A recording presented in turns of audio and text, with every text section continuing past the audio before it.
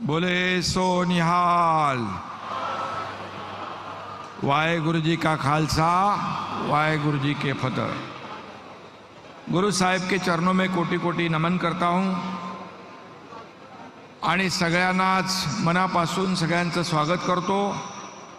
सगळ्या उपस्थित बांधव भगिनींचं नव्या मुंबईमध्ये मनापासून या समागमासाठी मनापासून आपल्या सगळ्यांचं स्वागत करतो।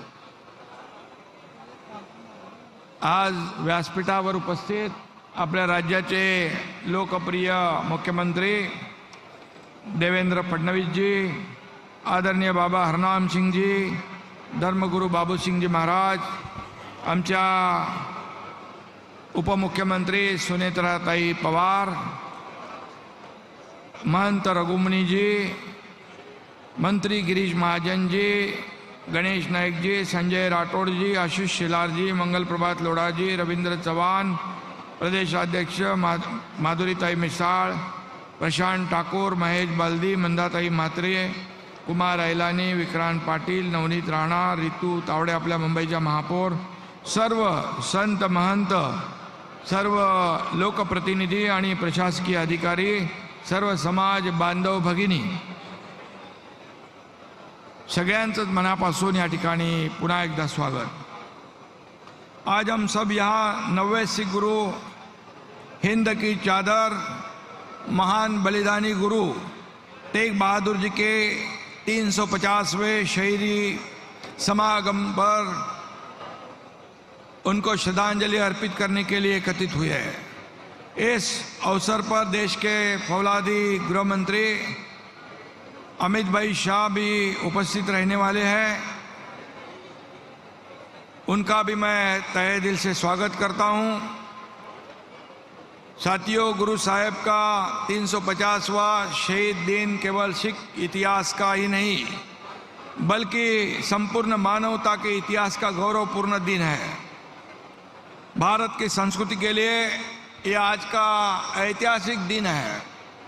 हम सब उस महान आत्मा को वंदन करने के लिए यहाँ जमा हुए हैं जिन्हें दुनिया हिंद दी चादर के नाम से जानती है। यह उपाधि उस महान बलिदान का प्रतीक है जिन्होंने भारत की आत्मा को बचाया है। 17वीं शताब्दी में जब अन्याय और धार्मिक कट्टरता चरम सीमा पर थी, जब मुगल बादशाह औरंगजेब के शासनकाल में धार्मिक अत्याचार बढ़े, जब कश्मीरी पंडितों पर जबरन धर्म परिवर्तन का दबाव डाला गया, तब वे सहायता के लिए गुरु साहिब के पास आए। उस समय गुरु तेग बहादुर जी ने मानवाधिकार और धार्मिक स्वतंत्रता की रक्षा के लिए अपना सर्वोच्च बलिदान देने का निश्चय किया। उन्होंने औरंगजेब की क्रूर सत्ता को चुनौती दी। उस समय उन्होंने जो निर्णय लिया वह इतिहास में अमर हो गया। उनके पास न कोई सेना थी, न कोई ताज था, न कोई खजाना था, फिर भी उनके पास एक चीज थी, वो थी अटूट साहस, अटल सत्य और असीम करुणा। उन्होंने कहा था, मैं न अपना धर्म छोड़ सकता हूं, न किसी को अपना धर्म छोड़ने दूंगा। शीश कटा सकते हैं लेकिन शीश झुका सकते नहीं। ऐसे उन्होंने उस वक्त जो काम किया है उसे सभी के लिए ये गौरव की बात है। और उन्होंने कहा, मैं हिंदुस्तान की रक्षा करने के लिए आया हूँ। और फिर दिल्ली की चांदनी चौक में लाखों लोगों के सामने उन्होंने अपना शीश कलम करवा दिया, न कि अपनी जान बचाने के लिए बल्कि इसलिए कि हर इंसान की आस्था, हर इंसान का धर्म, हर इंसान का स्वाभिमान सुरक्षित रहे। यह शहादत सिर्फ सिखों की नहीं थी, यह शहादत सिर्फ हिंदुओं की नहीं थी, यह शहादत पूरे हिंदुस्तान की थी, पूरे मानवता की थी। इसलिए उन्हें हिंद की चादर कहा गया। ये हमारे लिए बहुत ही बड़ी गर्व की बात है। और आज हम देखते हैं कि छोटी छोटी बातों पर लड़ाई झगड़े होते हैं। जब हम आपस में बट जाते हैं तब गुरु तेग बहादुर जी की हमें याद आती है। सच्चा धर्म वही है जो दूसरों के धर्म का सम्मान करता है, दूसरों के धर्म की रक्षा करता है। सच्ची बहादुरी वही है जो बिना स्वार्थ दूसरों की रक्षा करता है। एक प्रेरणादायी प्रसंग आप सबको पता होगा। गुरुजी तेग बहादुर जी जब असम और बंगाल की यात्रा पर निकले थे, वह स्थानीय राजा और जमींदारों द्वारा लोगों पर अत्याचार हो रहे थे, जुल्म हो रहे थे। एक जगह निर्दयी जमींदार गरीब किसानों को जबरन मजदूरी करवा रहा था, उनकी जमीन हड़प रहा था। गुरु तेग बहादुर जी ने बिना किसी हथियार के, सिर्फ सत्य और शांति के बल पर उस जमींदार के सामने खड़े होकर कहा, अन्याय किसी के साथ नहीं सहा जाएगा। उनके शब्दों और व्यक्तित्व में इतनी ताकत थी कि वह जमींदार झुक गया, लोगों को उनकी जमीन वापस मिल गई, अत्याचार बंद हुए। यही ताकत गुरु तेग बहादुर सिंह जी के वाणी में थी। यह प्रसंग बताता है कि सच्ची ताकत बंदूक में नहीं बल्कि सत्य और न्याय की आवाज में होती है। गुरु तेग बहादुर जी ने साबित किया कि एक अकेला इंसान भी अगर सत्य पर अड़िग हो तो सब अन्याय को, पूरे अत्याचार को रोक सकता है। गुरु तेग बहादुर जी के इस विचारों को जन जन तक पहुंचाने के लिए हमारी महायुति सरकार पूरे प्रतिबद्ध है। सरकार ने ऐसे डिजिटल कई रथ गांव-गांव में जाकर जन जागरण करेंगे। हमारे गुरु तेग बहादुर जी का जो काम है उसको पूरे दुनिया में, हमारे महाराष्ट्र में जन जन तक पहुंचाएंगे। इस अभियान के माध्यम से हम सिंधी, बंजारा, वाल्मीकि, लबाना और शिकलगार जैसे कई अन्य भी समाज को एक सूत्र में पिरोने का काम कर रहे हैं। और इसलिए भाई और बहनों, महाराष्ट्र और पंजाब का गहरा रिश्ता है।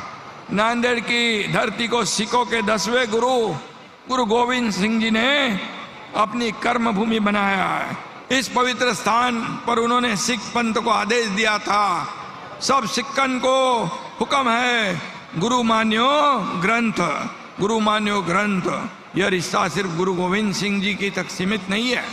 महाराष्ट्र के संत नामदेव महाराज ने भागवत धर्म की पताका पंजाब तक फहराई। हमारे सिख भाइयों के साथ तो हमारे बाला साहब जी का रिश्ता बहुत पुराना है।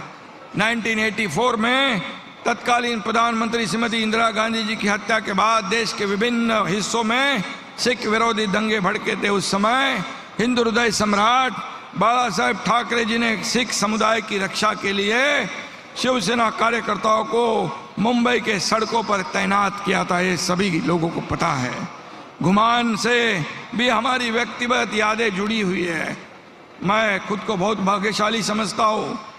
कुछ महीने पहले मुझे पंजाब में घुमान जाने का अवसर मिला, जहाँ संत नामदेव जी ने अपना जीवन के 20 साल वहाँ बिताए।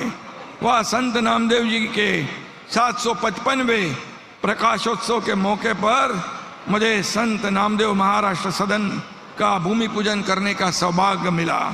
वहाँ के ग्रामवासियों ने मुझे बाबा नामदेव महाराज का सम्मान पुरस्कार देकर जो प्यार दिया, उसे मैं कभी भूल नहीं सकता हूँ। महाराष्ट्र सरकार घुमान को देश के पर्यटन के नक्शे पर लाने के लिए सारी कोशिश करेंगे। यह हमारी श्रद्धा है।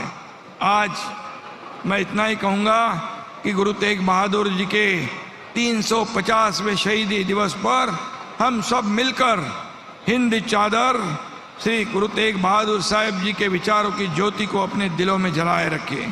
तो आइए हम सब आज संकल्प करें कि हम अपनी आस्था को कभी कमजोर नहीं होने देंगे। हम किसी के धर्म, किसी की पहचान पर हमला भी बर्दाश्त नहीं करेंगे। हम एक दूसरे की रक्षा करेंगे। ऐसे हिंद चादर ने पूरे हिंदुस्तान की रक्षा की थी। आइए हम सबका मिलकर कहे, जो बोले सो निहाल, सत श्री अकाल। जय हिंद, जय महाराष्ट्र।